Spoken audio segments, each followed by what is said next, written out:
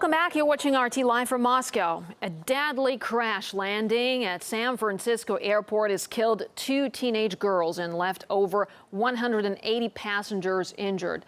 The Boeing 777, which flew in from Seoul, came down just short of the runway and burst into flames. It is still unknown what caused the crash, but we can now talk more on the matter with airline pilot Medić.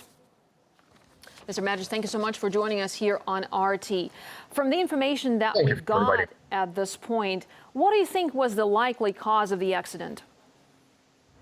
Well, first, thank you for inviting me.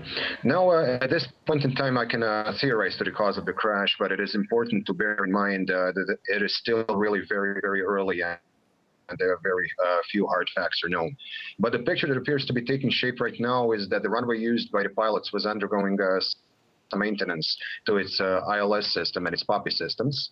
Now, both of these are designed to assist the pilots on approaches in poor visibility and lousy weather. However, the weather conditions appear to have been quite favorable during the approach, but something still managed to bring this plane down. So the investigators will now have to pursue 2 lines of inquiry. Firstly, the mechanical problem with the aircraft, and secondly, was there a problem with the aircraft handling by the crew? Well, yes, as you said, at this point, the investigation is going on, and like you said, I mean, the different leads will have to be followed here.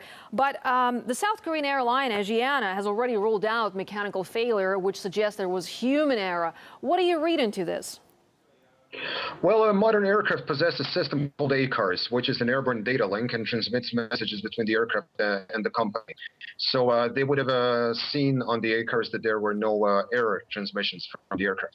That, however, in my opinion, does not mean that there is a 100% certainty there was nothing wrong with the aircraft. So the investigation will still be looking into mechanical faults, notwithstanding the company's statement. Okay, well, here's another interesting point. The airport's landing navigation system that's called Glide Path was reportedly switched off during the accident. So could this have been a factor in your opinion, and how necessary are these systems for safe landings? Well, if the cause of the accident is determined to be a poorly executed visual approach, then yes, the ILS unavailability will be a factor, which brings us back to the problem of automation complacency. Basically, modern aircraft are very automated, and companies encourage pilots to use the automation all the time, or at least most of the time, with some companies actively discouraging hand flying.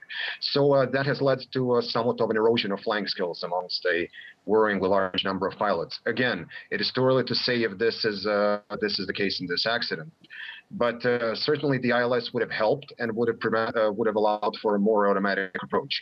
If they find that indeed this has been a mishandling, then yes, the ILS might have helped.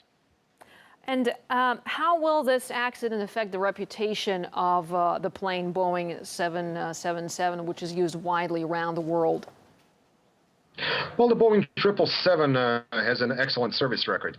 It is one of the most modern aircraft and one of the best loved aircraft, very comfortable for the passengers and very profitable for the companies. It basically single-handedly put the Airbus 340 out of business.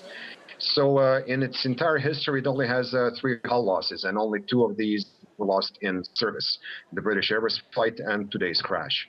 So I don't think this should affect the 777's reputation by much, since it has shown to be quite a reliable and dependable aircraft. All right, airline pilot Medić, thank you so much for joining us here on RT to discuss the incident. Thank you.